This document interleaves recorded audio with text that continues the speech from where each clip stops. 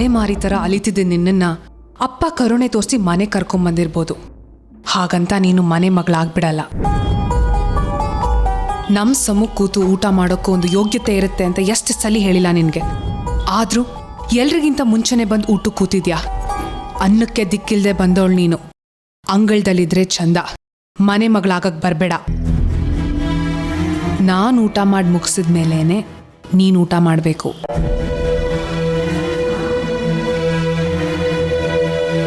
ನಾನು ಈ ಮನೆಗೆ ಬಂದಿನಾನೆ ನೀನು ಈ ಮಾತುಗಳನ್ನೆಲ್ಲ ಹೇಳಿದ್ಯಾ. ಅಮ್ಮನವರು ನೆನಪಿನ ಶಕ್ತಿನ ಚೆನ್ನಾಗೇ ಕೊಟ್ಟಿದ್ದಾರೆ. ಯಾವುದನ್ನು ಮರ್ತಿಲ್ಲ.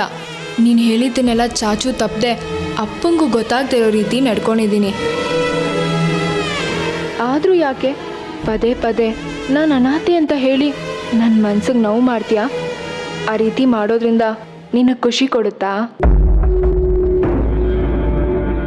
ಈ ತಟ್ಟೆ ರೆಡಿ ಮಾಡ್ತಾ ಇದ್ದಿದ್ದು ನನಗೋಸ್ಕರ ಅಲ್ಲ, ನಿನಗೋಸ್ಕರ. ಯಾವುದೋ ಸಿನಿಮಾ ನೋಡ್ತಾ ಇದ್ದೀನಿ, ಆಮೇಲೆ ಊಟ ಮಾಡ್ತೀನಿ ಅಂತ ಹೇಳಿದ್ದನ್ನು ನಾನು ಕೇಳಿಸ್ಕೊಂಡೆ. ಅದಕ್ಕೆ ಊಟ ಹಾಕೊಂಬಂದು ನಿನ್ನ ರೂಮಿಗೆ ಕೊಡೋಣ ಅಂತ ರೆಡಿ ಮಾಡ್ತಾ ಇದ್ದೆ. ಅಷ್ಟರಲ್ಲಿ ನೀನೇ ಬಂದೆ. ಒಳ್ಳೇದೇ ಆಯಿತು. ನೆಮ್ಮದಿಯಾಗಿ ಕೂತ್ಕೊಂಡು ಊಟ ಮಾಡು. ನಾನು ನಿಂತಿರ್ತೀನಿ.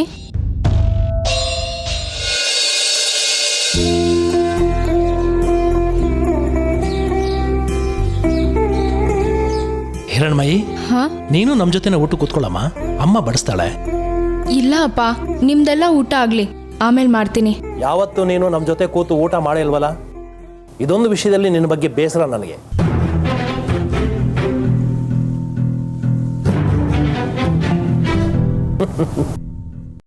ಸುಮ್ಮನೆ ಹೀಗೆ ಅಂದೆ. ನಿನ್ನಂಥ ಒಳ್ಳೆ ಮಗು ಮೇಲೆ ಬೇಸರ ಯಾಕೆ ಮಾಡ್ಕೊಳ್ಳಿ?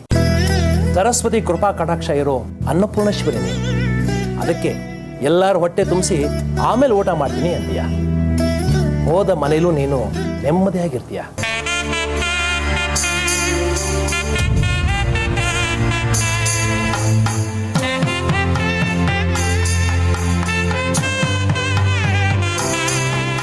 ಊಟಕ್ಕೆ ಬಡಿಸು. ನಾನೇ ಬಡಿಸ್ಕೋತೀನಿ.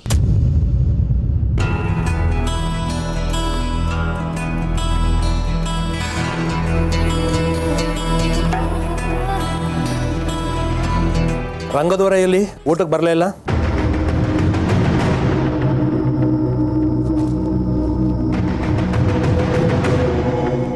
ಕಚೇರಿಗೆ ಹೋಗಿದ್ದಾನೆ.